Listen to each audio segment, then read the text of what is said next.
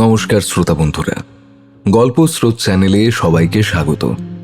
আজ আপনারা শুনবেন লেখিকা শম্পা চক্রবর্তীর লেখা গল্প মনে পড়ে সেই সব দিন। আজকের গল্প পাঠে ও গল্পের সূত্রধার আমি অভিক। তাহলে শুরু করা যাক আজকের নিবেদন, লেখিকা শম্পা চক্রবর্তীর লেখা গল্প মনে পড়ে সেই সব দিন।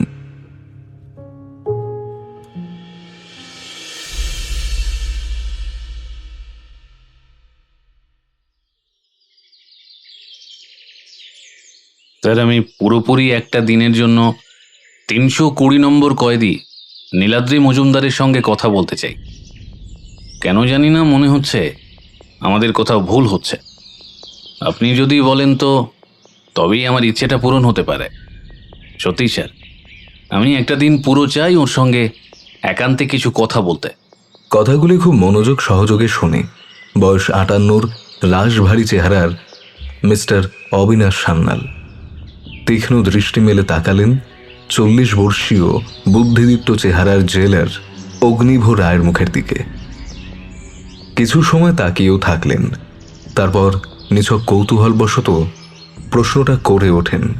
অগ্নিভ, তুমি জেলার আর আমি একজন বিচারক এই কেসটাতে, যেখানে নীলাদ্রি মজুমদার খুনি প্রমাণিত হয়ে গেছে।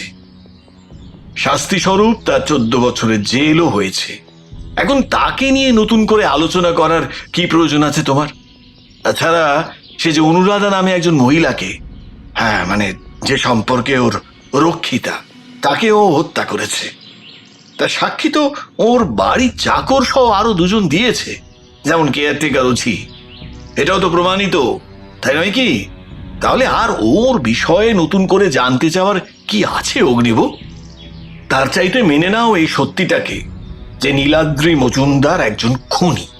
স্যার, আমি নীলাদ্রিকে ব্যক্তিগতভাবে চিনি। ওর মতো মানুষ কখনোই খুনি হতে পারে না। সর্বোপরি ও একজন প্রখ্যাত সঙ্গীত শিল্পী। একজন সঙ্গীত শিল্পী খুন করবে, এটা আমার কাছে ভাবনার বাইরে। কিন্তু স্যার, আপনি নিজে তো ওনাকে দেখেছেন। আপনি বলুন তো, ওর মতো আপাত শান্ত চেহারার মানুষ কখনো খুন করতে পারে? না স্যার, ভাবতে পারছি না। অগ্নিব, আমি সব দিক দেখে, বিশেষ করে সাক্ষীদের বয়ান শুনে তবেই ওকে শাস্তি দিয়েছি। তাছাড়া মুখ দেখে খুনি বিচার করা হয় না। আর এই শাস্তিতে কোনো ভুল ছিল না।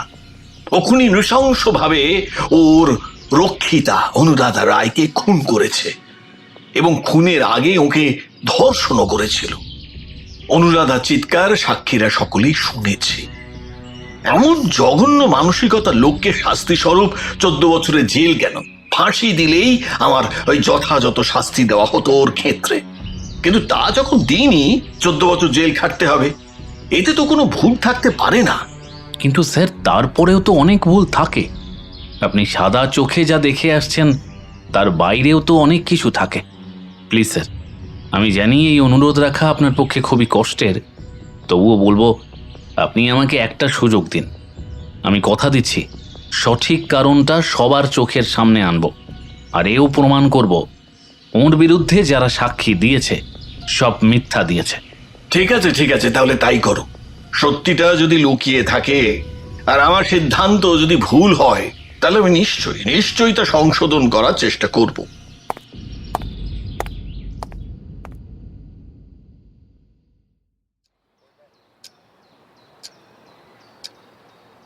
তোমার সঙ্গে আমি কিছু কথা বলতে চাই নীলাদ্রি। আমার বিশ্বাস তুমি এবারে আমাকে আর ফিরিয়ে দেবে না। তোমার মনের কথাগুলো অবশ্যই আমাকে বলবে। জেল কুঠুরির ছোট্ট পায়রার খাঁচার মতো একরত্তি ঘরটার এক কোণে পাতা কম্বলের ওপর শুয়েছিল 30 কি 35 বছরের সুন্দর সুঠাম চেহারার যুবা। তার ভাষাহীন দুটি চোখের দৃষ্টি ঘরের গবাক্ষ পথে আসা এক চিলতে রোদ্দুরের দিকে। দীর্ঘ 2 বছর জেলের ভাত খেয়ে আর এই আলো আঁধারি ভরা জেলকুঠুরির পরিবেশে থাকতে থাকতে যুবার চেহারায় মলিনতার ছাপ কিছুটা পড়লেও দেখলেই বোঝা যায় যুবা 2 বছর আগেও তার শরীরের প্রতি যথেষ্ট যত্নশীল ছিল। সময়ের অমোঘ পরিহাস তার শরীরকে কাষ্ঠ কঠিন করে তুললেও মুখে প্রশান্তির ছায়া পুরোপুরি বিদ্যমান। নীলাদ্রি, তুমি সত্যিই কি আমাকে কিছু বলতে চাও না? তবে কার কাছে? তুমি তোমার জীবনের সত্যটা উজাড় করে দিতে পারবে তা আমাকে নিঃসংকোচে বলতে পারো। তাহলে এভাবে হয়তো তোমাকে 14টা বছর জেল কুঠুরিতে কাটাতে হয় না। বলো নীলাদ্রি, বলো, তবে কি সে তিলোত্তমা? তাকে কি তুমি সত্যিটা বলতে চাও, নাকি তার প্রতি তীব্র অভিমানে তুমি তাকে কিছুই জানাতে চাও না? মিথ্যার আবরণে সত্যটাকে লুকিয়ে 14 বছর কাটিয়ে দিতে চাও একান্তে? আসলে তোমার ধারণা তিলোত্তমা কি তোমাকে বিশ্বাস করবে? তা যদি করতো, যতদিন তুমি আসামি হয়ে এই জেলে রয়েছ, তাহলে কি সে একবারও আসতো না তোমার কাছে? অগ্নিবোধা, আমি একা থাকতে চাই। তুমি এই একই কথা 2 বছর ধরে বলে আসছো, আমি ক্লান্ত শুনতে শুনতে। আমি তোমাকে আমার জীবনের কি সত্যি কি মিথ্যা তা কোনো কিছুই বলতে বাধ্য নই, তা তুমি জানো। তাহলে কেন? তুমি এখন যাও। শাস্তি যখন নির্ধারিত হয়েছে আমার, এখন আমি নিশ্চিন্ত। চিন্তা করো না অগ্নিবোধা, এই 14টা বছর আমি ঠিক কাটিয়ে দেব। আর তুমি যা ভাবছো তা সম্পূর্ণ ভুল। আমি তিলোত্তমার জন্য নিজের এইরূপ শাস্তি ইচ্ছাকৃতভাবে বেছে নিয়েছি, তা সম্পূর্ণ ভুল। তিলোত্তমাকে আমি ভুলে গেছি। প্লিজ তুমি এখন যাও। আমি খুব ভালো আছি আর ভালো থাকবো। অগ্নিভোর কথাগুলির প্রত্যুত্তরে বেশ রূঢ় কণ্ঠস্বরে নীলাদ্রি কথাগুলি বলে উঠলে অগ্নিভ আশাহত হল। কপালে ফুটে উঠল তার দীর্ঘ চিন্তার ভাঁজ। অনেক আশা নিয়ে সেবারে একটা শেষ চেষ্টা করতে চাইছিল, যাতে একটি প্রতিভা নিতান্তই মিথ্যার জালে আবদ্ধ হয়ে শেষ হয়ে না যায়। আর সেই প্রতিভা আর কেউ নয়, সারা বাংলার প্রখ্যাত কণ্ঠশিল্পী নীলাদ্রি মজুমদার। একটা দীর্ঘশ্বাস ফেলল অগ্নিভ। লোহার রডে আলতো হাত ঠেকিয়ে শান্ত কণ্ঠস্বরে বলে উঠল, নীলাদ্রি, আমি তোমাকে খুব স্নেহ করি। আর শুধু তোমাকে স্নেহ করি বললে ভুল হবে, সেই সঙ্গে তিলোত্তমাকেও স্নেহ করি। আর তোমাদের দুজনের মধ্যে একজন মানুষের উপস্থিতি আর তার গভীর চক্রান্ত তোমাদের মধ্যে এতটা দূরত্ব এনে দেবে তা আমি ভাবতেও পারিনি। তুমি না বললেও আন্দাজ করেছি আমি ঘটনাটা, কিন্তু প্রত্যক্ষদর্শীর সাক্ষী আজ তোমার জীবনে এত বড় শাস্তি এনে দিল, তাতে আমার বক্তব্যের কোনো মূল্যই থাকবে না। তবে বিশ্বাস করো, যেদিন তুমি 320 নম্বর কয়েদির পোশাকটা পরে এই এক চিলতে জেল কুঠুরিতে প্রবেশ করলে, সেদিন আর কেউ বিশ্বাস করুক বা না করুক, আমি কিন্তু বিশ্বাস করিনি আমার ভাতৃসম মানুষটি কারোর খুন করতে পারে। তাই একভাবে তোমার মুখ দিয়ে সত্যটা জানার আপ্রাণ চেষ্টা করে আসছি আজ 2 বছর ধরে। কিন্তু আমি হতাশ। তুমি এই 2 বছরে আমাকে বারবার ফিরিয়ে দিয়েছ। আজও বড় আশা করে এসেছিলাম তোমার কাছে, কিন্তু আজও হতাশ হলাম, কারণ তুমি আমাকে বলতে চাও না তোমার জীবনের কিছু কথা, যা তোমার ভক্তদেরও জানার অধিকার আছে, যারা তোমার কণ্ঠস্বরের জাদুতে পাগল, কারণ তারা তোমার কণ্ঠস্বরকে ঈশ্বর জ্ঞানে পুজো করে। তাদের সঙ্গে এমন আচরণ কি তাদের তোমার থেকে প্রাপ্তি? মনে হয় নয়। সত্যটা সবার জানা দরকার নীলাদ্রি। কিন্তু অগ্নিবোধা, কি হবে সেসব জেনে? আমি আর চাই না সেসব ভাবতে। চাই না সত্য মিথ্যা যাই থাকুক না কেন জানাতে। আমি শাস্তি তো মাথা পেতে নিয়েছি, তবে কেন আর নতুন করে আমার জীবনকে সাজানোর বৃথা চেষ্টা করছো? আর আমার ভক্তেরা না হয় মানুষ নীলাদ্রি মজুমদারকে ঘৃণা করবে, কিন্তু আমি জানি শিল্পী নীলাদ্রি মজুমদার ওদের মনের মধ্যে থাকবে স্বমহিমায়। আর এর থেকে বেশি আমি আর কিছু চাই না অগ্নিবোধা এই জীবনে। কিন্তু তিলোত্তমা? অগ্নিবোধা, হ্যাঁ বলো নীলাদ্রি, আজ সবটুকু উজাড় করে বলো, আমি শোনার অপেক্ষায়। জেল কুঠুরির প্রান্ত ঘেঁষা জীর্ণ কম্বলটা থেকে শরীরটা তুলে বসে পড়ল নীলাদ্রি।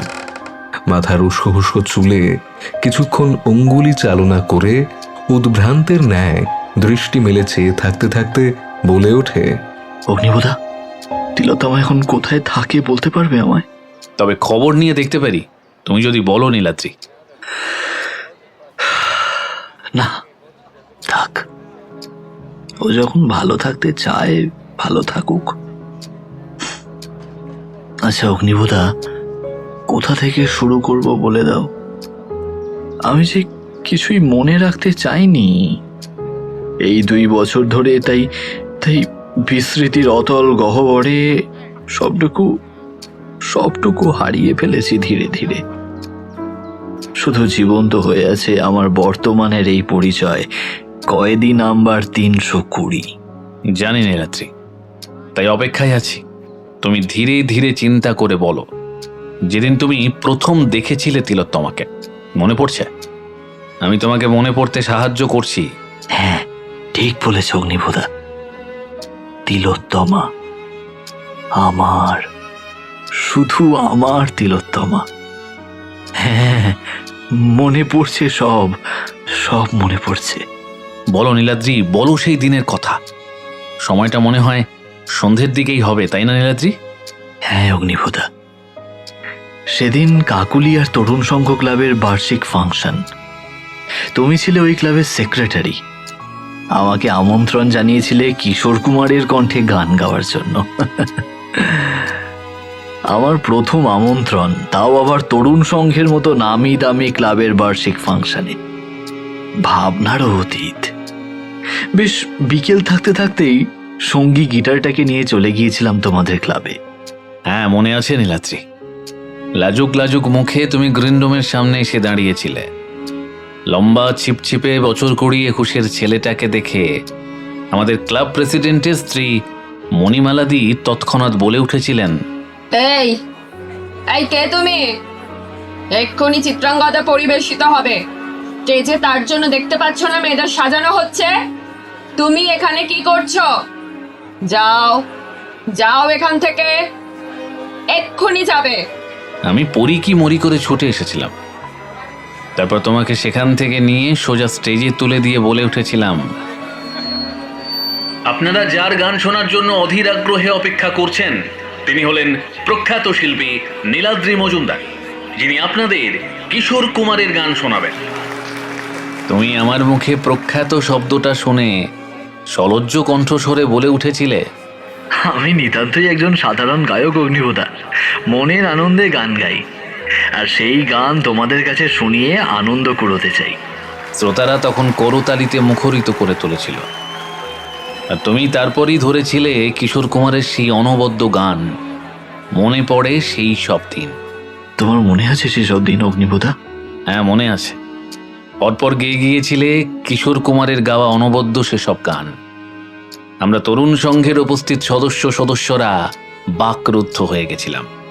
গানকে বিশ্বাস করতে আমাদের বেশ কিছু সময় লেগে গেছিল যে এমন নিখুঁত কণ্ঠস্বরে অবিকল কিশোর কুমারের গান কারো পক্ষে গাওয়া সম্ভব হয় কি না, এর উত্তর পাইনি। তবে এই কথা বলতে পারি, এরপর তোমার কণ্ঠস্বরের ভক্ত হয়ে গিয়েছিলাম আমি সহ তরুণ সংঘের সদস্যরা সকলেই। সর্বোপরি চিত্রাঙ্গদা সাজে তিলোত্তমা। হ্যাঁ অগ্নিবোধা, তোমার সাথে তিলোত্তমার এরপর কোথায় দেখা হয়েছিল নীলাদ্রি? সেদিন চিত্রাঙ্গদা দেখে আমি অভিভূত হই। আমি তখন বিটেকে 3য় বর্ষের ছাত্র। কলেজে অনেক মেয়েই আমার বান্ধবী, আর সকলেই সুন্দরী, কিন্তু তাদের সকলের থেকে সেই মুহূর্তে আলাদা লেগেছিল তিলোত্তমাকে। কালো গাত্রবর্ণে লাবণ্যময়ী চিত্রাঙ্গদার রূপে তিলোত্তমা আমার মনকে গভীরভাবে আকর্ষণ করেছিল। ভালো লেগে গিয়েছিল, খুব ভালো লেগে গিয়েছিল। আর সেই ভালো লাগাটুকু সঙ্গে করে বাড়ি ফিরে এসেছিলাম। কিন্তু মন তখন একটাই কথা বারবার বলেছিল, আবার কবে দেখতে পাবো তিলোত্তমাকে। তারপর কি তিলোত্তমার সঙ্গে তোমার দেখা হয়েছিল খুব তাড়াতাড়ি? না, এরপর আমার বাবা ভাগলপুরে বদলি হয়ে যান। বাবার সঙ্গে মাও চলে যান ভাগলপুরে, আর আমাকে চলে যেতে হয় কলকাতায়।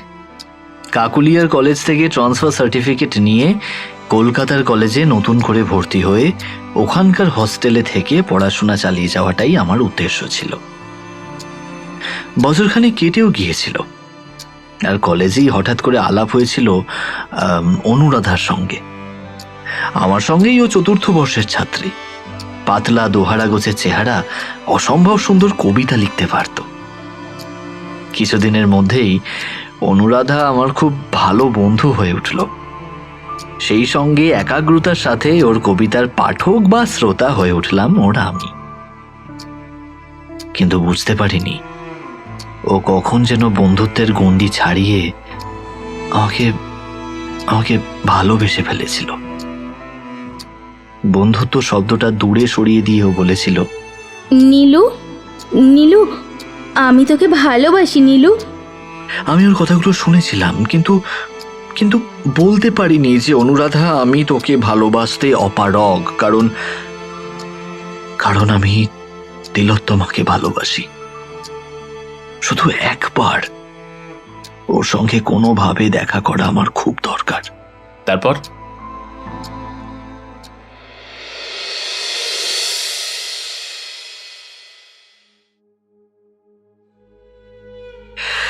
তারপর আবার কাকলিয়াতে পুনরায় ফেরা, আর আমারও আবার কাকলিয়াতে যাওয়া। সেবার 15 দিনের ছুটি নিয়ে গিয়েছিলাম। ইচ্ছে বৃন্দাবন মন্দিরের মেলা সহ উৎসব উপভোগ করে কলকাতাতে ফিরব। সেই সঙ্গে মনে একটা সুপ্ত ইচ্ছেও যে ছিল না, তা বলা ভুলই হবে। কারণ তা হলো তিলোত্তমাকে কোনোভাবেই কিছুটা মুহূর্তের জন্য পাওয়া। কারণ আমার মনে তিলোত্তমার জন্য যতটা অবস্থান, ততটাই ওর মনেও আমার জন্য অবস্থান কিনা তা জানার বড় দরকার ছিল আমার কাছে। এবং তা বৃন্দাবন মন্দিরের মেলাতেই সম্ভব। আমার ষষ্ঠ ইন্দ্রিয় সেই কথাই বলেছিল। তুমি তো জানো বৃন্দাবন মন্দিরের মেলার কথা, অগ্নিবোধা। এবং আমার ষষ্ঠ ইন্দ্রিয় যে কিছু ভুল বলেনি তারও প্রমাণ পেলাম যখন হঠাৎ করে আবার দেখা পেয়ে গেলাম তিলোত্তমার। আমার এখনো মনে আছে জানো অগ্নিবোধা, সেদিন তিলোত্তমার পরনে ছিল নীলাভ রঙের সালোয়ার কামিজ। অপূর্ব লাগছিল তিলোত্তমাকে। আমার চোখ নিবদ্ধ হয়ে গিয়েছিল ওর প্রস্ফুটিত দুটি অধরে। বান্ধবীদের সাথে করে কাঁচের চুড়ি কিনতে ব্যস্ত তখন তিলোত্তমা। মাঝে মধ্যেই অধর প্রান্তে ফুটে উঠছে স্মিত হাসির রেখা। আমি মুগ্ধ, যেমনটি মুগ্ধ হয়েছিলাম পূর্বে তরুণ সংঘে ক্লাবের বার্ষিকী ফাংশনে। মঞ্চের দিকে তাকিয়ে চিত্রাঙ্গদা বেশে তিলোত্তমাকে দেখে আবারও একই মুগ্ধতা। কিছু সময় পর আমি এগিয়ে গেলাম ধীর পদে। খুব কাছাকাছি গিয়ে ডাকলাম, তিলোত্তমা। প্রথমটায় সাড়া দিল না, হয়তো ও শুনতে পায়নি। পুনরায় তিলোত্তমা, তিলোত্তমা। তিলোত্তমা তাকালো।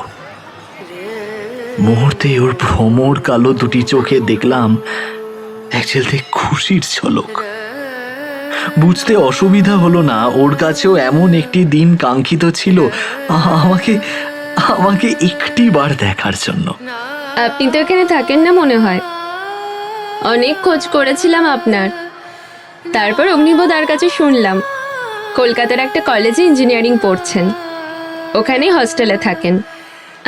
কিন্তু কেন? এখানকার কলেজ ভালো লাগছিল না বুঝি? তিলোত্তমার কণ্ঠস্বরে ব্যঙ্গের সুর। আমি ওর দিকে কিছু সময় তাকিয়ে থেকে বলে উঠেছিলাম, হ্যাঁ, আসলে বাবা মা সকলেই কাকলিয়া থেকে চলে গিয়েছিলেন ভাগলপুরে। বাবা ওখানে ট্রান্সফার হয়েছিলেন কিছু মাসের জন্য, তাই আমাকে চলে যেতে হয়েছিল কলকাতাতে। উপায় ছিল না এখানে থাকার। যাই হোক, তোমার কলেজ শেষ তো তিলোত্তমা? এখন কি করছো? এই বাড়িতে টিউশনি, আর 2 বোন আছে, মা বাবা দেখাশোনা। ভালো একটা চাকরির চেষ্টাতে আছি, যদি হয়ে যায় দেখা যাক। কাল একবার আসবে? কোথায়? কেন, ওই বুড়ো শিব মন্দিরের দিকে। কোনো রকম ভনিতা না করেই রাজি হয়ে গিয়েছিল তিলোত্তমা আমার প্রস্তাবে, আর পরের দিন আমার কথা রেখে এসেও ছিল। তবে সেদিন দেখেছিলাম তিলোত্তমার চোখে মুখে যেন স্পষ্ট একটা ভীতির ছাপ। এর আগে যে দুবার তিলোত্তমার সঙ্গে আমার সাক্ষাৎ হয়েছিল এমন ভীতির ছাপ ওর চোখে মুখে আমি দেখিনি। আমার খুব কাছে এগিয়ে এসে বলেছিল, আচ্ছা, আমি আপনার ডাকে এত সহজে সাড়া দিয়ে এলাম, আপনার অবাক লাগেনি? না তিলোত্তমা, লাগেনি। তবে একটা বিষয় ভেবে অবাক লাগছে যে তুমি এখনো আমাকে আপনি বলে সম্বোধন করছো কেন? নীলাদ্রি, আপনি থেকে তুমিতে আসতে কয়েক মুহূর্ত লাগে, কিন্তু একে অপরকে বিশ্বাস করে ভালোবাসতে গেলে না একটা গোটা জীবন লেগে যায়, তা তো তুমি জানো। তবে তুমি যখন তোমাকে তুমি করে বলতে বলছো, আমি তোমাকে তুমিই বলবো। আর সেই সঙ্গে বলবো, আমার থেকে তুমি যত দূরে থাকবে সেটা তোমার জন্যই ভালো। তুমি মা বাবার একমাত্র সন্তান। তোমার জীবনে আমার উপস্থিতি তোমার জীবনে বিড়ম্বনা ছাড়া আর কিছুই এনে দেবে না। তবুও তুমি আসতে বলেছিলে তাই এসেছি, কিন্তু এভাবে আমার পক্ষে আসা সম্ভব হবে না নীলাদ্রি। কিন্তু কেন তিলোত্তমা? আমি বেশ অবাক হয়ে প্রশ্নটা করে উঠেছিলাম সেই মুহূর্তে। দেখো, কারণ অনেক। বাবা মায়ের আমি বড় মেয়ে। আমার তলায় আরো 2 বোন আছে, আমার মেজ বোন আর ছোট বোন। তার মধ্যে ছোট বোন মানসিকভাবে অসুস্থ। বাবা রিটায়ার করার পর যে যৎসামান্য টাকা পেয়েছিলেন, কি বলবো, মানে সেই টাকায় ভালো করে আমাদের সংসার চলে না বললেই চলে। আমার টিউশনির টাকা আর রজতদার দয়াপূর্বক অর্থ, যা হোক করে সংসারটা চলে যাচ্ছে। এখন সেই সংসারে চিন্তা ছেড়ে যদি তোমার সঙ্গে গালগপ্প করতে আসি রোজ বিকেলবেলা, তাহলে তো টিউশনিগুলো আমার সব চলে যাবে। আর তারপর খাবো কি? জানো অগ্নিপথা, ওর কথাগুলোর মধ্যে এতটাই বেদনা লুকিয়েছিল যে আমার মনটা সেই মুহূর্তে ওর প্রতি ব্যাকুল হয়ে উঠেছিল। আর ঠিক তখনই কে জানে ভুল কাজটা করেই ফেলেছিলাম।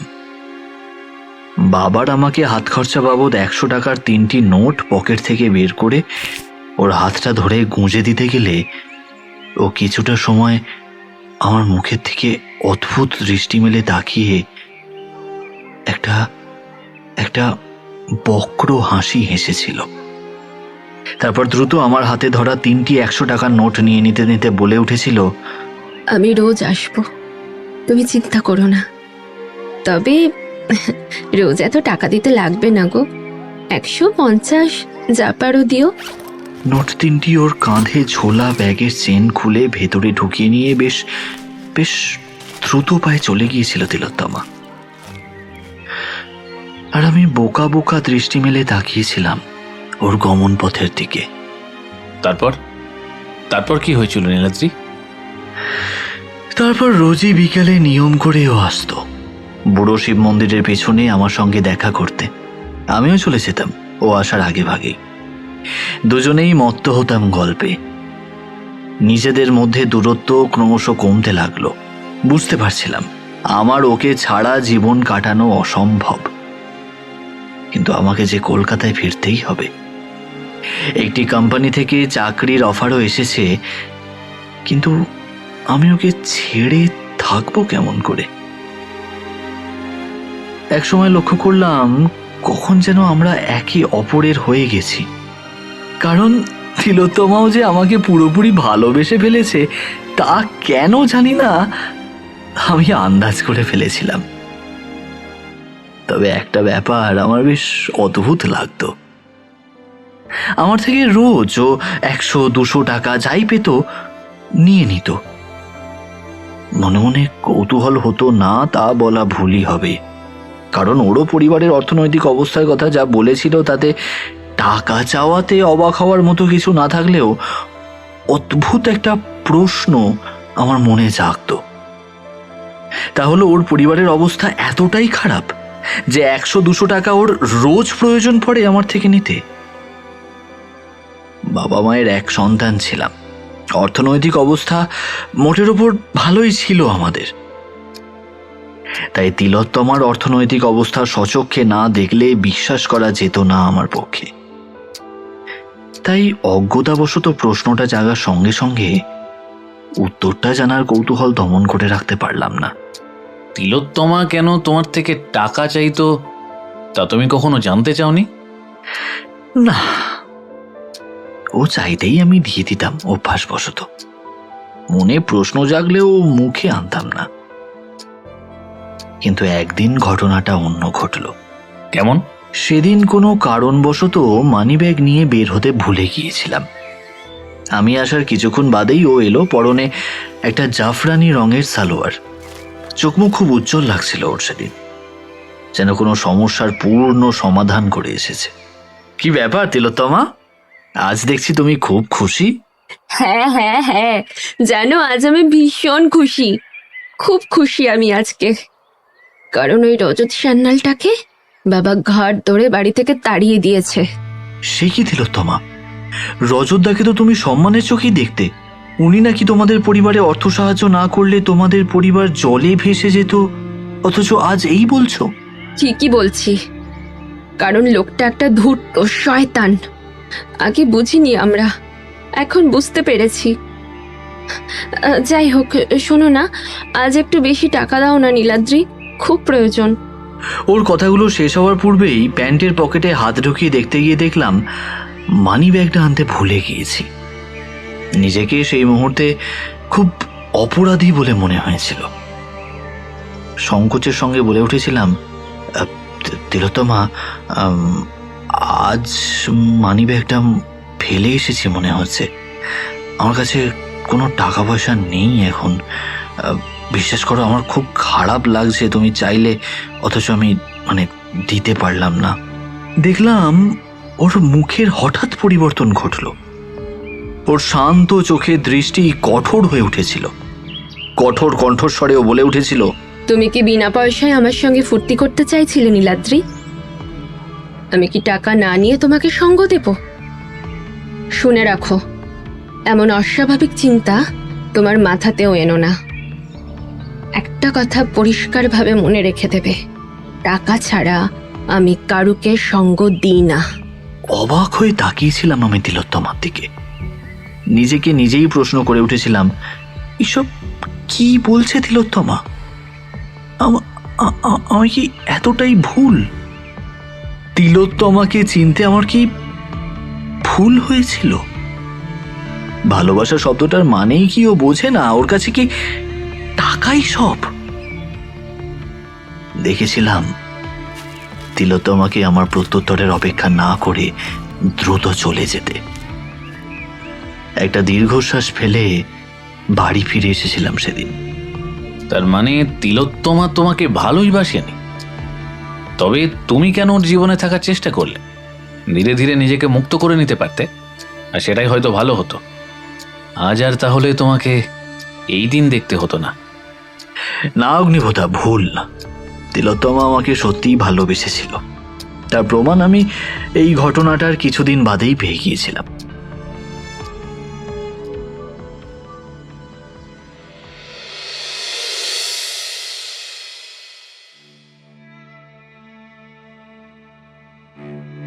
তিলোত্তমার আচরণ আমাকে ভাবিয়ে তুলেছিল। খুব অসহায় লেগেছিল নিজেকে। ভুল করলাম আমি। তিলোত্তমা আমার সঙ্গে ভালোবাসার খেলা খেললো, অস্থির হলো মন। নানা প্রশ্ন মনটাকে তোলপাড় করে দিতে চাইল। ঠিক করলাম খুব তাড়াতাড়ি কলকাতাতে ফিরে গিয়ে চাকরিতে জয়েন করব। কলেজে 4র্থ বর্ষের পরীক্ষাটা তখনও বাকি। কলকাতাতে গিয়ে সেটাতেও মনোনিবেশ করতে হবে। কিন্তু তার আগে একবারের জন্য হলেও তিলোত্তমার সঙ্গে দেখা করতেই হবে আমাকে। জিজ্ঞাসা করতে হবে কেন কেন এমনটা সে করলো আমার সঙ্গে। তার অপেক্ষা না করে চলে গিয়েছিলাম ওর ঠিকানায়। তরুণ সংঘ ক্লাবের কাছাকাছি ওদের ছোট একতলা বাড়ি। কোলাপসেবল গেটের ফাঁক দিয়ে কলিং বেলে আলতো করে চাপ দিতেই ভেতর থেকে মহিলা কণ্ঠস্বর ভেসে এলো। কে? আমি নিরুত্তর থাকলাম। বুঝলাম কলিং বেল যখন টিপেছি কেউ না কেউ দরজা খুলবে, তাই উত্তর দেওয়া নিষ্প্রয়োজন। আমার অনুমান সঠিক। দরজা খুলে যেতেই বছর 15-16 একটি মেয়ে এসে আমার মুখের দিকে বেশ কিছুটা সময় তাকিয়ে থেকে বিস্মৃত কণ্ঠস্বরে প্রশ্ন করে উঠল, কাকে চাই? তিলোত্তমা আছে? যদি থাকে বলো নীলাদ্রি এসেছে। আমি তিলোত্তমার বন্ধু। দিদি, দিদি এখন নেই, রজতদার সঙ্গে বের হয়েছে, ওদের সামনে বিয়ে না, তাই কেনাকাটা করতে গেছে। চমকে উঠলাম আমি। মুহূর্তে পায়ের তলা থেকে মাটি কেঁপে উঠল, নিজেকে খুব ছোট মনে হলো। মুহূর্তখানে দাঁড়িয়ে থেকে কিছু বলতে চাচ্ছিলাম, মেয়েটা আমার মুখের ওপর সশব্দে দরজাটা বন্ধ করে দিল, আর আমি বুক ভরা হাহাকার নিয়ে বাড়ি ফিরে এলাম।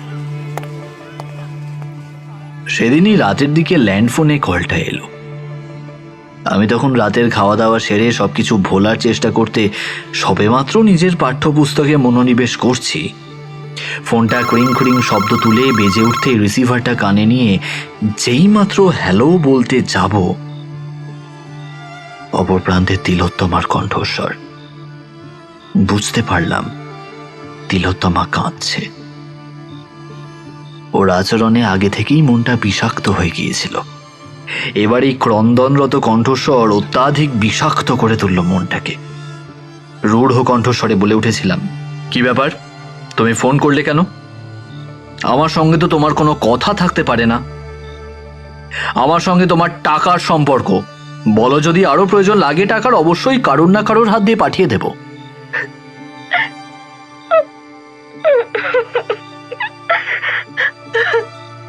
তোমার সঙ্গে আমি একবার দেখা করতে চাই নীলাদ্রি। বিশ্বাস করো, সেদিন আমার মাথা ঠিক ছিল না। আসলে বাবার জন্য একটা দামি ওষুধ কেনার প্রয়োজন ছিল, তাই তোমার থেকে চাইতে বাধ্য হয়েছিলাম কিছু টাকা। এই অসভ্য জানোয়ার রজত নামের লোকটার থেকে কোনোভাবে কোনো রকম সাহায্য আমি নিতে চাইনি, তাই তাই তোমার কাছে চেয়েছিলাম। আসলে আশা করেছিলাম জানো, তোমার কাছে কিছু না কিছু পেয়ে যাব। তা না পেয়ে তোমার সাথে আমি একটা জঘন্য ব্যবহার করে ফেলেছিলাম। আমাকে তুমি ক্ষমা করে দাও। তো তুমি আমাদের বাড়ি এসেছিলে, বোন বললো। আমি যে কি খুশি হয়েছি বলে না তোমাকে বোঝাতে পারবো না। প্রায় এক নিঃশ্বাসে কথাগুলো বলে গেল তিলোত্তমা। কেন জানি না মনে হলো তিলোত্তমা সবটুকু সত্য বলছে না। তাই প্রশ্নটা করেই বসলাম, মেনে নিচ্ছি তোমার রজতদা একজন মানুষ নন, জানোয়ার, অথচ তুমি তাকে বিয়ে করছো। তোমার বোনই তো সুখবরটা দিল আমাকে। আমি জানি তো বোন তোমাকে সুখবরটা দিয়েছে। আবার সবটুকু শুনলে সেটা তোমার আদৌ সুখবর বলে মনে হবে না। তোমাকে আমি সবটুকু বলার জন্যই তোমার থেকে সময় চাইছি। তুমি আমাকে একটু সময় দাও। বিশ্বাস করো, তোমাকে ঠকানোর আমার কোনো উদ্দেশ্য নেই নীলাদ্রি। কারণ আমি তোমাকে সত্যি ভালোবাসি নীলাদ্রি।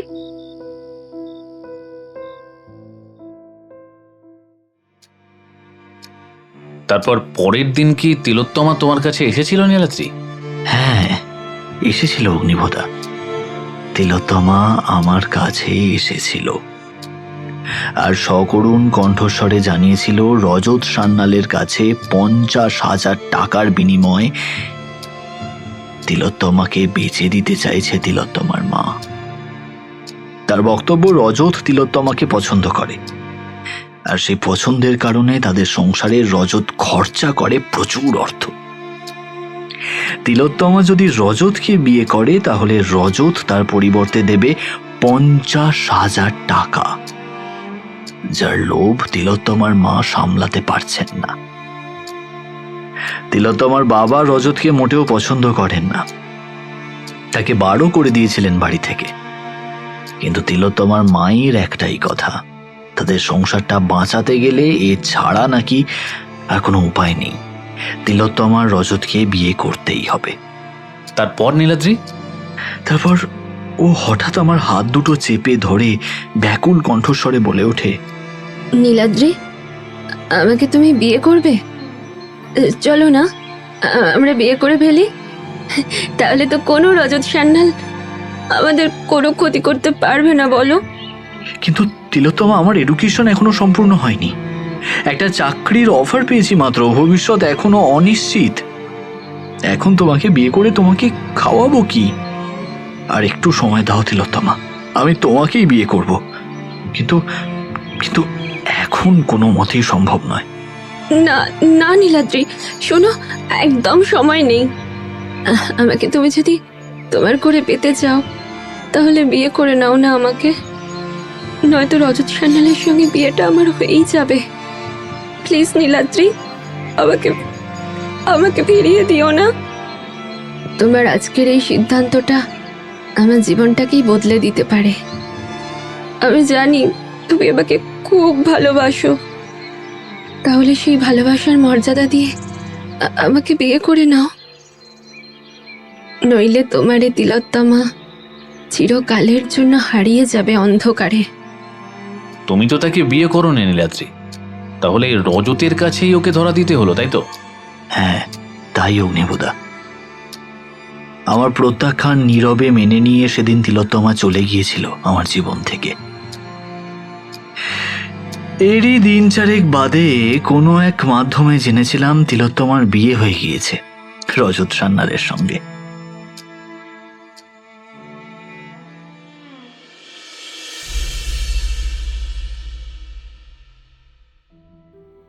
তিলোত্তমার বিয়ে এবং তার রজত নামে লোকটির সঙ্গে হয়ে গিয়েছে জানতে পারার পর নিজেকে আর স্থির রাখতে পারিনি। একটা গভীর অপরাধ বোধ আমার মনটাকে কুড়ে কুড়ে খেতে লাগলো।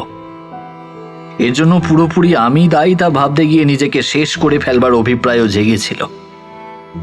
কিন্তু আমি আত্মহত্যা করার মতো সাহসিকতা দেখানোর মতো মনের মানুষ নই।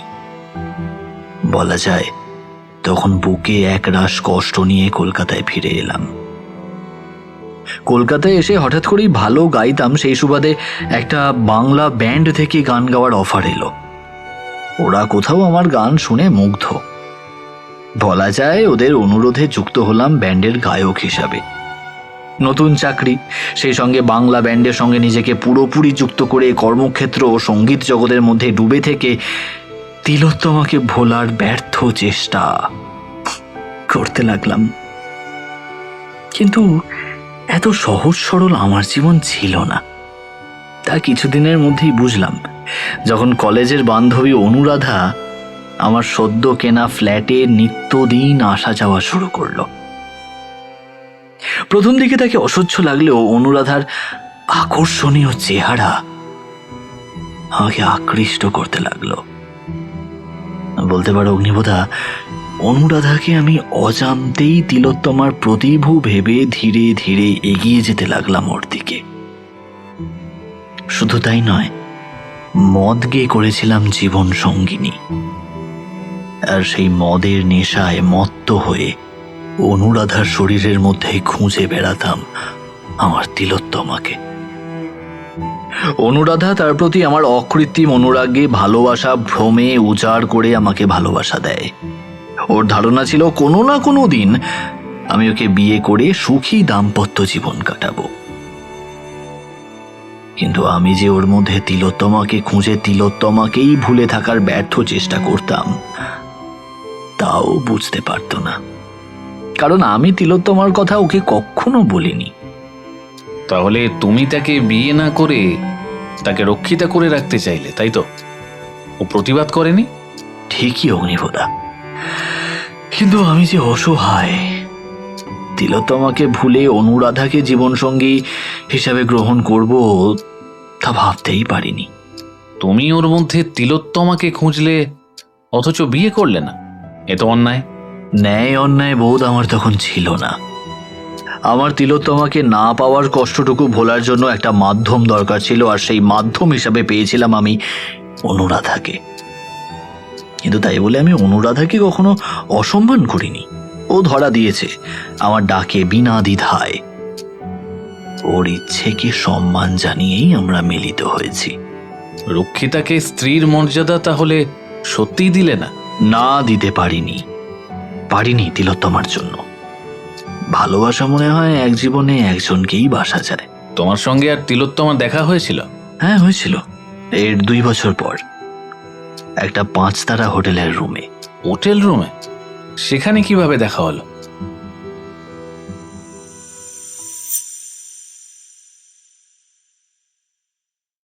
তখন কিছুদিনের জন্য লন্ডনে গিয়েছিলাম আমাদের আধুনিক গানের ব্যান্ডের গায়ক হয়ে।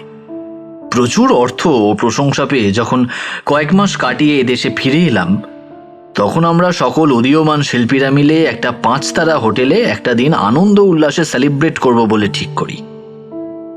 যথারীতি বিকেলের দিকে অনুরাধাকে নিয়ে উপস্থিত হয়ে যাই 5 তারা হোটেলটিতে।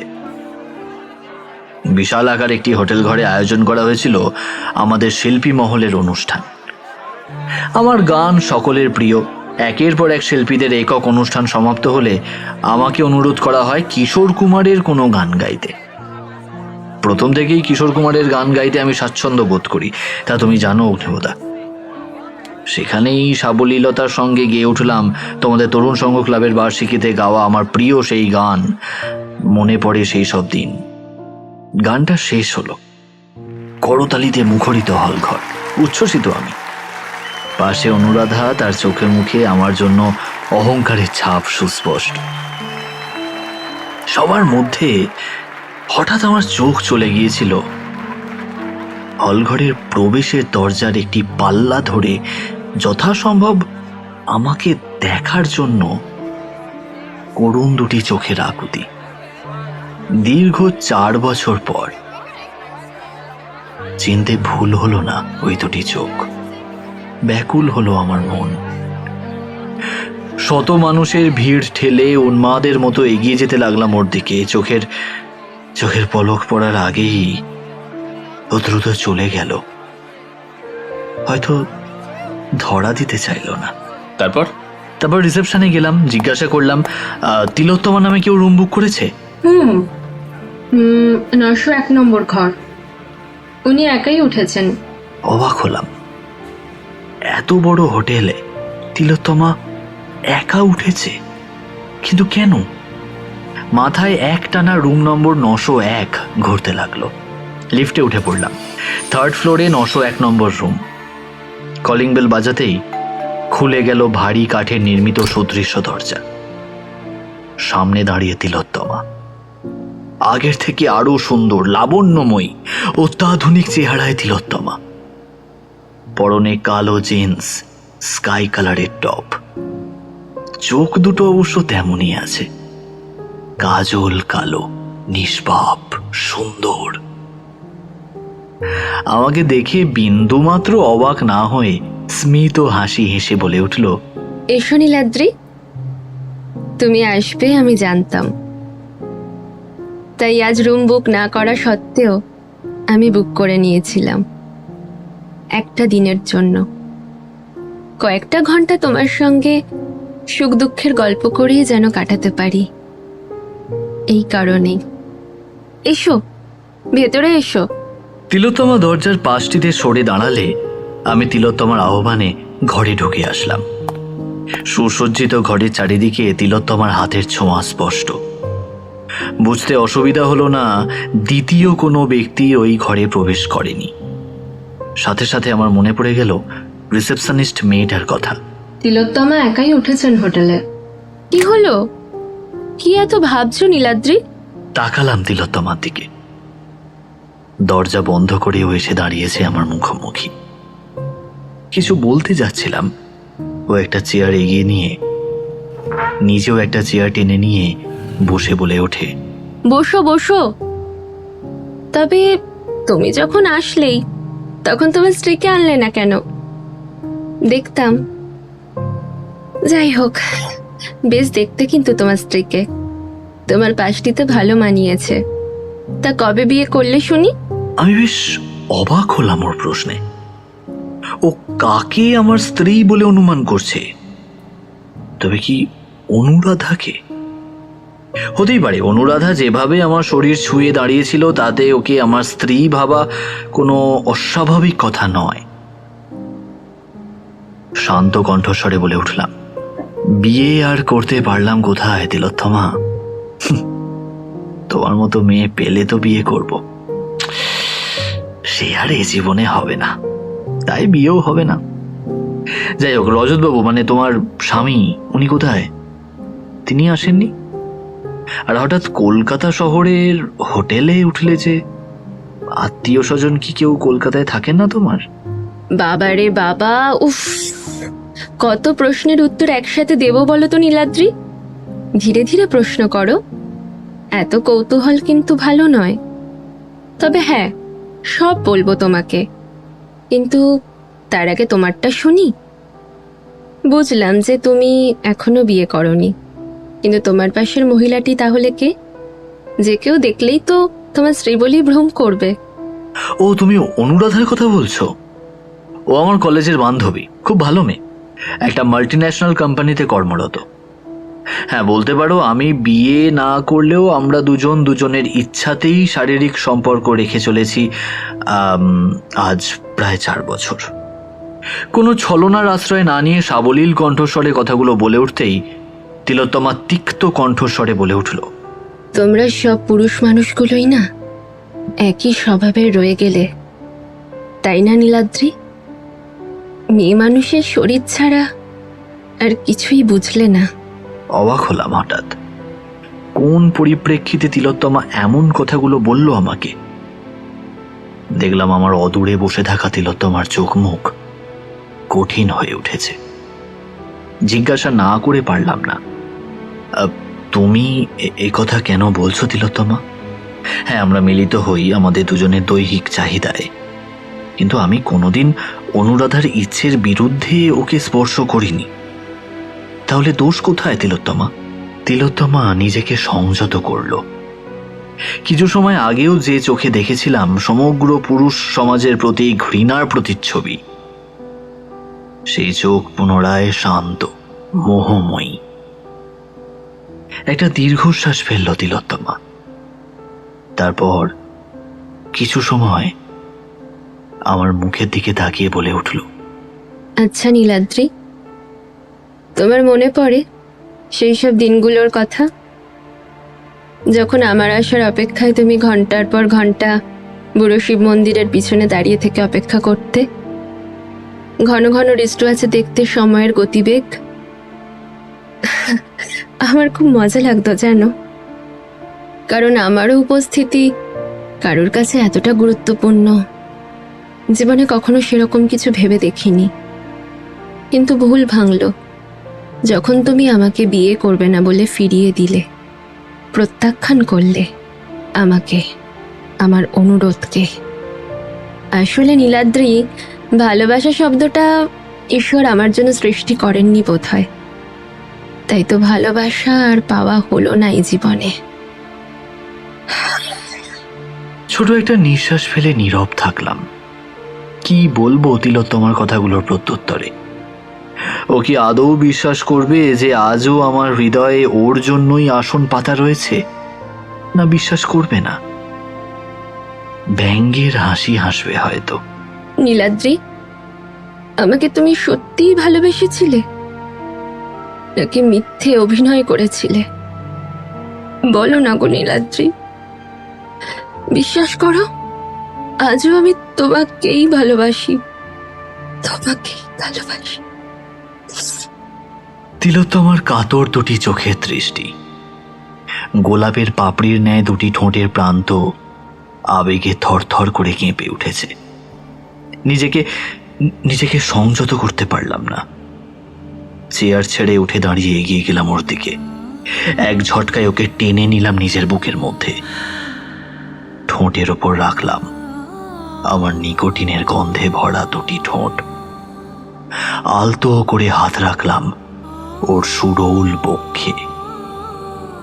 ও যেন এরই অপেক্ষায় ছিল, বাধা দিল না মুহূর্তের জন্য।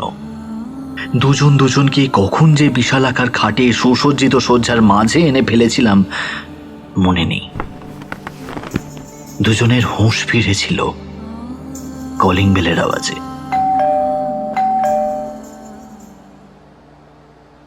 নিজেদের গুছিয়ে নিলাম দুজনেই। তিলোত্তমা দ্রুত গিয়ে দরজা খুলে দিতেই বিস্মিত হলাম দুজনেই। অনুরাধা, সঙ্গে আমাদের ব্যান্ডের গিটারিস্ট অমল। তিলোত্তমা অনুরাধাকে নিজের বিস্ময়কর মনোভাব কিছুমাত্র বুঝতে না দিয়ে সহাস্য বদনে অনুরাধাকে উদ্দেশ্য করে বলে উঠেছিল, তুমি তো অনুরাধা। এসো এসো, ভেতরে এসো বোন। আমি আর নীলাদ্রি দুজনেই কাকলিয়ার মানুষ। হোটেলে মুখোমুখি দেখা হয়ে গেল, তাই টেনে নিয়ে আসলাম নিজের ঘরে। এত বছর বাদে দেখা, গল্প করার লোভ আর সামলাতে পারলাম না। তোমার কথাও হলো অনেক। তা বাইরে দাঁড়িয়ে কেন, ভেতরে এসো। দেখলাম অনুরাধার ঠোঁটের প্রান্তে কাষ্ঠ হাসি, চোখ দুটিতে কঠোর দৃষ্টি। বুঝলাম অনুরাধা আমার আর তিলোত্তমার একত্রে বন্ধ ঘরে থাকাটা সহজভাবে মেনে নেয়নি। মুখে সেই মুহূর্তে কিছু না বললেও অনুরাধা সহজে মেনে নেবে না ব্যাপারটা, তা এত বছর অনুরাধার সঙ্গে থেকে বুঝেইছিলাম। এবং তাই হলো, ফ্ল্যাটে ফিরে এসে অনুরাধা শুরু করেছিল অকথ্য গালিগালাজ। ও আমার বিবাহিত স্ত্রী না হওয়া সত্ত্বেও প্রতি কথার ওপর কথা সাজিয়ে বুঝিয়ে দিচ্ছিল আমার জীবনে অন্য কোনো নারীর প্রবেশ ও কিছুতেই মেনে নেবে না। প্রয়োজনে তাকে হত্যা করতেও ওর এতটুকু হাত কাঁপবে না।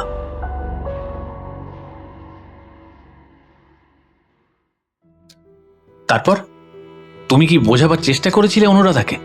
তোমার সঙ্গে তিলোত্তমার যে একটা গভীর সম্পর্ক ছিল এক সময়, সেটা কি জানিয়েছিলে, নাকি সত্যিটা প্রকাশ করতে ভয় পেয়েছিলে নীলাদ্রি? অগ্নিবোধা, এরপর যা ঘটেছিল সবটাই দুর্ভাগ্যের। কারণ হয়তো আমিই দায়ী। তিলোত্তমার কাছ থেকে ওর বৈবাহিক জীবনের সবটুকু শোনার পর ওকে আমি আর একা করে দিতে পারিনি।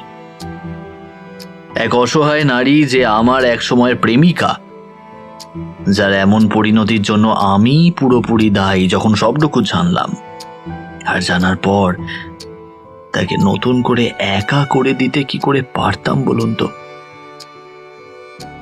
আর নতুন করে তিলোত্তমার সঙ্গে আমার ঘনিষ্ঠতা যথারীতি অনুরাধার মধ্যে গড়ে তুলেছিল তীব্র হিংসা, আর তার জন্যই ঘটনাটা ঘটেও গিয়েছিল। তুমি বলতে চাইছো তিলোত্তমা সুখী হয়নি রজতকে বিয়ে করে?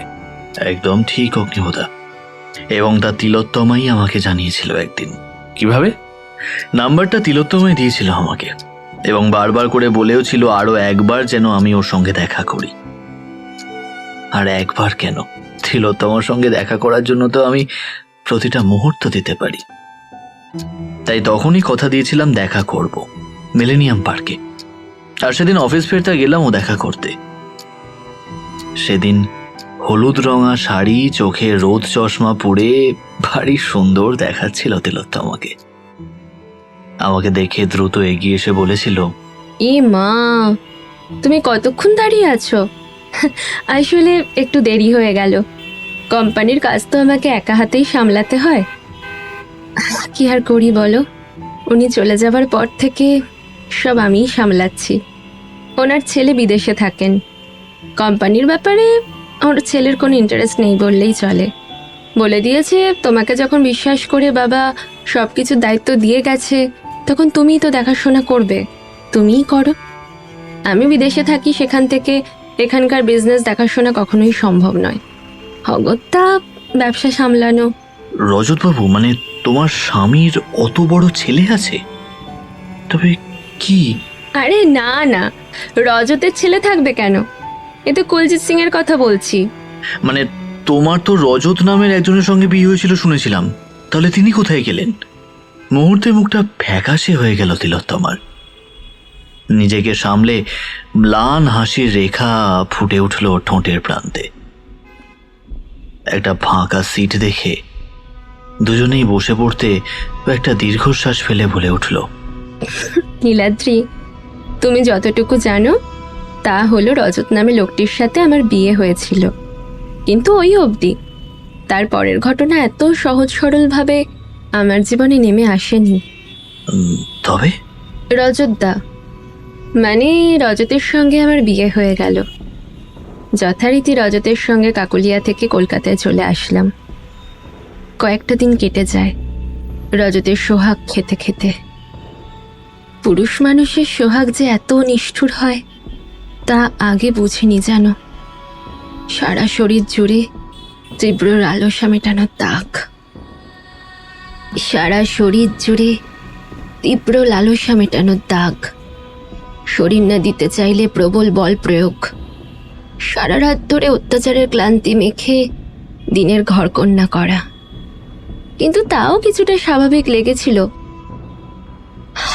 অস্বাভাবিকটা লাগলো যখন ওর অফিস পার্টিতে আমার সাথে আলাপ করিয়ে দিল কুলজিৎ সিং এর সঙ্গে। আলাপ করে কিছুমাত্র খারাপ মনে হয়নি লোকটাকে আমার, বেশ হাসি খুশি। কিন্তু একটা বিষয় আমাকে ভাবালো, রজত যেন কুলজিৎকে অতিরিক্তই প্রশ্রয় দিচ্ছিল। যদিও কুলজিৎ ওর অফিসের বস, প্রশ্রয় তো দেওয়া দরকার, তবু প্রশ্রয়টুকু আমার একটুও ভালো লাগেনি। কৃত্রিম, অতিরিক্ত বলে মনে হয়েছিল। সেদিন ওই অবধি। এরপর ঘন ঘন পার্টি, আর তাতে আমাকে নিয়ে গিয়ে কুলজিতের হাতে ছেড়ে দেওয়া। রজতের এসব চলতেই থাকলো। কুলজিৎ সুযোগের সদ্ব্যবহার করত। আমি ধীরে ধীরে বুঝতে পারলাম রজত আমাকে কুলজিতের দিকে ক্রমশ এগিয়ে দিতে চাইছে কেন। এবং আমার সন্দেহ যে সত্যি তা প্রমাণ পেলাম যখন রজত সরাসরি আমাকে প্রস্তাবটা দিল। কুলজিৎ নাকি আমাকে চায় এবং রজত তাতে পুরোপুরি রাজি। ওর সিদ্ধান্ত অটল। আমি প্রতিবাদ করলাম, কিন্তু কোনো লাভ হলো না। তার পরিবর্তে জুটল অকথ্য গালিগালাজ, মার, অত্যাচার। আমি ধীরে ধীরে বুঝতে পারলাম রজত আমাকে কুলজিতের দিকে ক্রমশ এগিয়ে দিতে চাইছে কেন। এবং আমার সন্দেহ যে সত্যি তার প্রমাণ পেলাম যখন রজত সরাসরি আমাকে প্রস্তাবটা দিল। কুলজিৎ নাকি আমাকে চায় এবং রজত তাতে পুরোপুরি রাজি। ওর সিদ্ধান্ত অটল। আমি প্রতিবাদ করলাম, কিন্তু কোনো লাভ হলো না। পরিবর্তে জুটল অকথ্য গালিগালাজ আর মার। রক্তাক্ত হলো আমার শরীর। চিন্তা করে দেখলাম প্রতিবাদ করে লাভ নেই তখন কুলজিৎকে গ্রহণ করতে অসুবিধাটা কোথায়? এই নরপিশাচটার হাত থেকে তো বাঁচব। মেনে নিলাম। কয়েক লাখ টাকার বিনিময় হয়ে গেলাম কুলজিতের রক্ষিতা।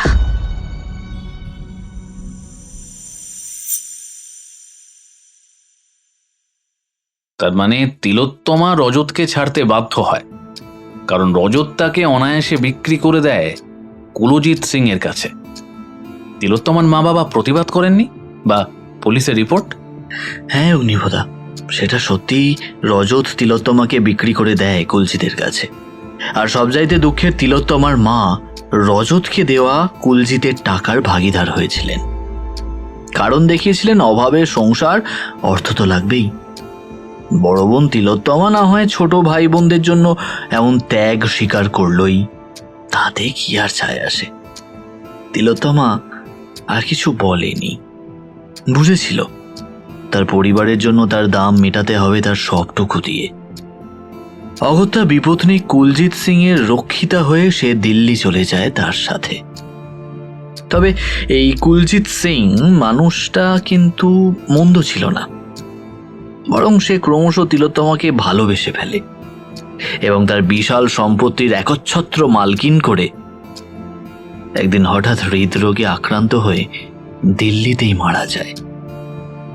আর তিলোত্তমা তখন কুলজিতের অত বড় সম্পত্তি দেখাশোনা করতে থাকে একাই, এবং সম্পত্তির কিছু কাজ দেখাশোনা করতে করতেই ওর কলকাতাতে আসা, ও হোটেলে ওঠা, তারপর কাকতালীয়ভাবে আমার সঙ্গে ওর দেখা হয়ে যাওয়া। একটা ছোট নিঃশ্বাস ফেলে নীলাদ্রি। কিছু সময়ের নীরবতা ভেঙে অগ্নিভ বলে ওঠে, তারপর পরের বাকিটুকু বলো নীলাদ্রি। বাকিটুকু থাক না অগ্নিবোদা, যতটুকু বললাম সত্যিই তো বললাম। শেষের কঠিন সত্যটা না হয় আমার আর তিলোত্তমার জন্যই থাক। জানি নীলাদ্রি, তুমি সত্যটা কেন বলতে চাইছো না। আমার আন্দাজ বলছে তোমার সত্যের উপর তিলোত্তমার শাস্তি নির্ভর করছে। অগ্নিপোতা, ঠিকই বলছি। অনুরাধাকে তুমি খুন করনি নীলাদ্রি, করেছে তিলোত্তমা। আর তিলোত্তমাকে বাঁচাতেই তোমার এই হন আত্মত্যাগ। কারণ তুমি এখনো তিলোত্তমাকে ততটাই ভালোবাসো যতটা তুমি তিলোত্তমার বিয়ের পূর্বে তাকে ভালোবাসতে। তুমি কোনোভাবেই তিলোত্তমার কোনো ক্ষতি হতে দেবে না। তাই তো তিলোত্তমা অনুরাধাকে খুন করলে তিলোত্তমার সাজা যাতে না হয়, মিথ্যা সাক্ষ্য দেওয়ালে চাকর ঝিকে দিয়ে পরিবর্তে দিলে টাকা। অদ্ভুত তোমার ভালোবাসা। কিন্তু কেন কেন তিলোত্তমা অনুরাধাকে খুন করেছিল সেটা আমার কাছে এখনো ধোঁয়াশা রয়ে গেছে নীলাদ্রি। তুমি এবার সত্যটা বলো, তাহলে পরিষ্কার হয় ব্যাপারটা। অগ্নিভোদা, আমি তিলোত্তমাকে ভালোবাসি। আর সেই ভালোবাসার জন্য এইটুকু যদি নাই করতে পারলাম, তাহলে আর কিসের ভালোবাসলাম এত বছর ধরে? আপনি জান অগ্নিভোদা, আমার পক্ষে শেষটুকু বলা কখনোই সম্ভব নয়। কঠোর শোনালো নীলাদ্রির কণ্ঠস্বর। পুনরায় নীরবতা নেমে এলো দুজনের মাঝে। একটা দীর্ঘশ্বাস ফেলে জেলার অগ্নিভোরায় বলে উঠল, নীলাদ্রি, আমি যদি কথা দিই সত্য কখনো প্রকাশ করব না, তাহলে? অগ্নিবোধা, আমি আপনাকে শ্রদ্ধা করি, আর সেই শ্রদ্ধার সঙ্গে বিশ্বাস করে আমি আপনাকে আজ সত্যটা বলবো।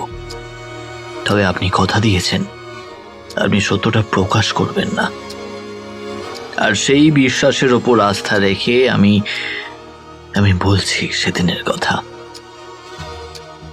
আসলে সত্যি বলতে কি, তিলোত্তমাকে পেয়ে আমি অনুরাধার সঙ্গে যোগাযোগ রাখা বলতে গেলে ছেড়েই দিয়েছিলাম। অনুরাধা রোজকার মতো আসতো, ফ্ল্যাটের দরজা খুলে আমার ঘরটাকে সুন্দর করে সাজিয়ে ফিরে যেত। রাতে আমাকে ফোন করলে অভিযোগ করতো আমার কিসের এত কাজ, ওর সাথে দেখা করার সময়টুকু পাই না। আমি সত্যটা বলতে সাহস পেতাম না, বলতে পারতাম না অনুরাধা তিলোত্তমা আমার জীবনে ফিরে এসেছে। আমি ওর সঙ্গে কিছু মুহূর্ত কাটাতে চাই, তুমি তোমার মতো বাঁচতে শেখো। বরং মিথ্যার আশ্রয় নিয়ে বলে উঠতাম, এখন অফিসের খুব কাজের চাপ অনুরাধা, তাছাড়া রেকর্ডিং এর কাজ চলছে, এখন কিছুদিন দেখা হওয়া বন্ধ থাকবে। ও প্রত্যুত্তরে রেগে গিয়ে দু একটা কটু কথাও শুনিয়ে দিত, না তা নয়, না আমিও তো গ্রাহ্য করতাম না, কারণ আমার জীবনে তখন অনুরাধার উপস্থিতি অসহ্যকর। আমি তিলোত্তমাকেই পেতে চাই আবার নতুন করে। তাহলে অনুরাধার সঙ্গে তুমি তো অন্যায় করলে নীলাদ্রি। সে তোমাকে ভালোবেসেছিল তা তো তুমি জানতেই, তার সঙ্গে তোমার দৈহিক সম্পর্কও ছিল তাও তুমি জানিয়েছ। ভুল তো সেখানেই। ঠিকই বলেছেন অগ্নিবোধা, অনুরাধা আমাকে সত্যিই ভালোবাসতো, আর সেই ভালোবাসার জন্যই ও আমাকে এরপর সন্দেহ করতে শুরু করলো, আর তার ফলাফল এমন পর্যায়ে পৌঁছায় যার জন্য অনুরাধার মৃত্যু ঘটে। মানে?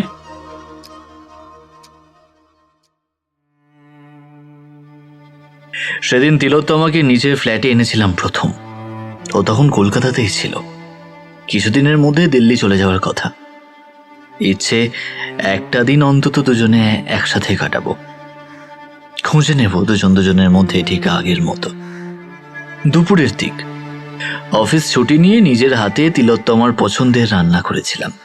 তিলোত্তমা খুব খুশি, এত বছর পর মনে রেখে আমি ওর পছন্দের রেসিপি বানিয়ে টেবিলে রাখতেই ও আমার গলা জড়িয়ে আদুরে গলায় বলে উঠেছিল, নীলাদ্রি, আমি একসময় কি খেতে ভালোবাসি তা গল্পের ছলে বলেছিলাম তোমাকে। এখনো তা মনে রেখে দিয়ে তুমি এত সুন্দর করে বানিয়েছো। তুমি আমাকে এত ভালোবাসো। ওর কথার মাঝপথেই আমি ওকে কাছে টেনে নিলাম, ওর দুটি ঠোঁটে এঁকে দিলাম গভীর চুম্বন। হঠাৎ রুমের দরজাটা খুলে যেতেই চমকে উঠে দুজনকে ছেড়ে দূরে সরে গেলাম।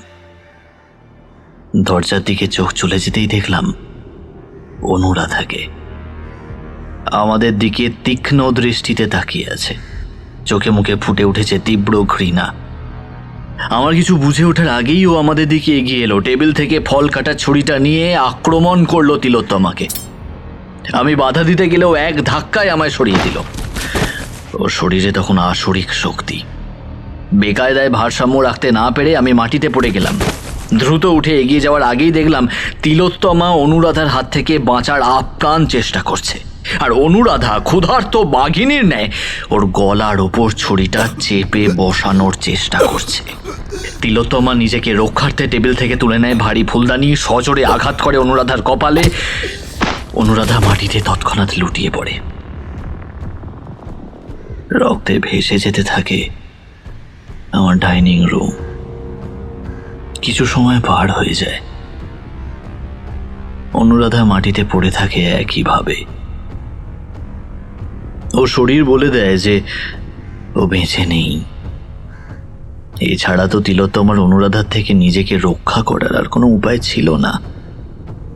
কিন্তু পুলিশ জানলে তো তিলোত্তমার বিপদ, ওর জেল অবধারিত। বাঁচাবো কেমন করে তিলোত্তমাকে? আজ এই অবাঞ্ছিত ঘটনার জন্য তিলোত্তমা তো দায়ী নয়, তাই তো আমি। তাহলে উপায়? কঠোর হলো আমার হৃদয়।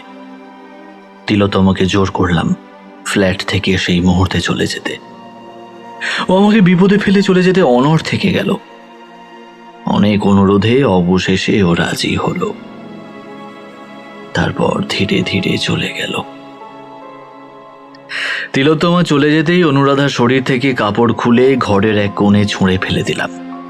ওর ব্লাউজ অন্তর্বাস এমনভাবে ছেড়ে ফেললাম যাতে যে কেউ প্রথম দেখাতে বুঝতে পারে যে ও রেপড হয়েছে। নিজেও অর্ধনগ্ন হলাম। আমি ঘটনাটা সাজিয়ে ফেললাম দ্রুত। কিছু সময় আগে তিলোত্তমা আমার চাকর রতনকে দোকান থেকে কিছু আনতে পাঠিয়েছিল। ও এতক্ষণে এসে পড়তেই আমাকে ওভাবে দেখে চিৎকার করে উঠল।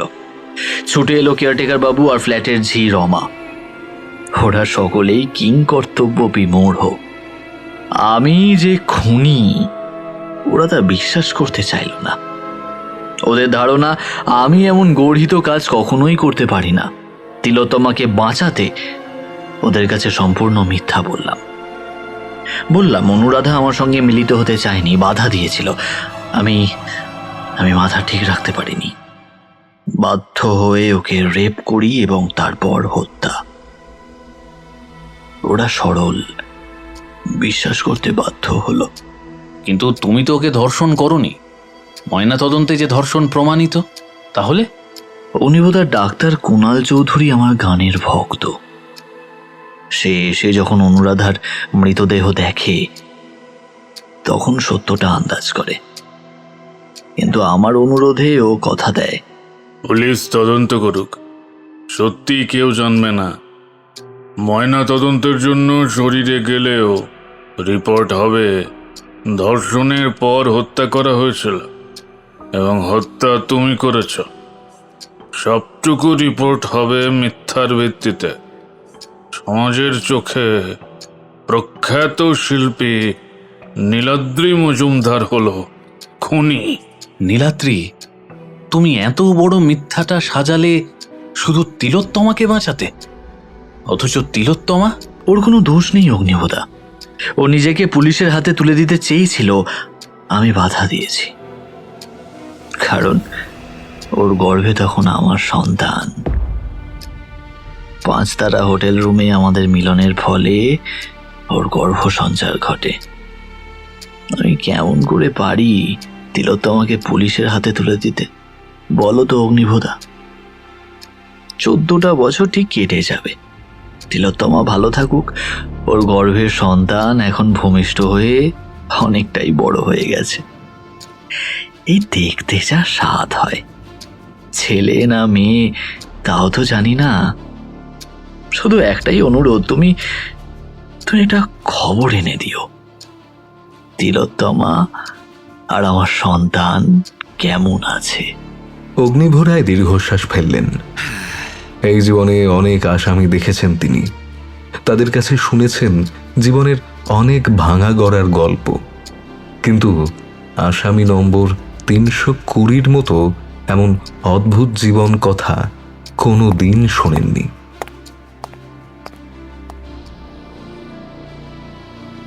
গধূলির কিছু আগে বালিগঞ্জ এলাকায় মস্ত বড় বাড়ির চেম্বার রুমের মাঝ বরাবর রাখা ইজি চেয়ারে বসে একটি মোটা আকৃতির আইনের বইয়ে দৃষ্টি নিবদ্ধ বিচারক অবিনাশ সান্যালের।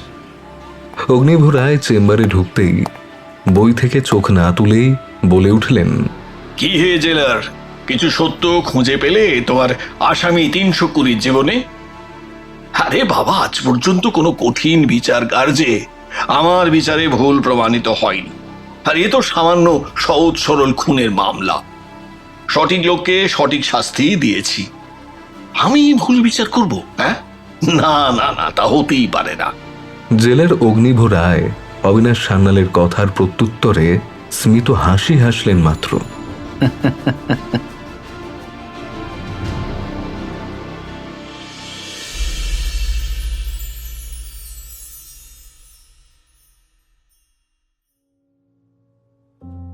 এতক্ষণ শুনছিলেন লেখিকা শম্পা শম্পী চক্রবর্তীর লেখা গল্প মনে পড়ে সেই সব দিন। এই গল্পে বিভিন্ন চরিত্রে অভিনয় করেছেন গল্প পাঠে এবং গল্পের সূত্রধার আমি অভিক, অগ্নিভ রায় অতনু, নীলাদ্রি রৌনক, তিলোত্তমা অস্মিতা, অবিনাশ সান্যাল রাজ, মণিমালা অস্মিতা, অনুরাধা পৌত্তষা, রিসেপশনিস্ট অস্মিতা, ডাক্তার কুনাল চৌধুরী অতনু, তিলোত্তমার বোন পৌত্তষা, নাট্যরূপ পৌত্তষা, শব্দগ্রহণ ও আবহ সায়র দে, প্রচ্ছদ শুভদীপ ব্যানার্জি। সমগ্র গল্পের পরিচালনায় টিম গল্পস্রোত। গল্প ভালো লাগলে লাইক, শেয়ার ও সাবস্ক্রাইব করবেন। বেল বাটনটি প্রেস করতে ভুলবেন না।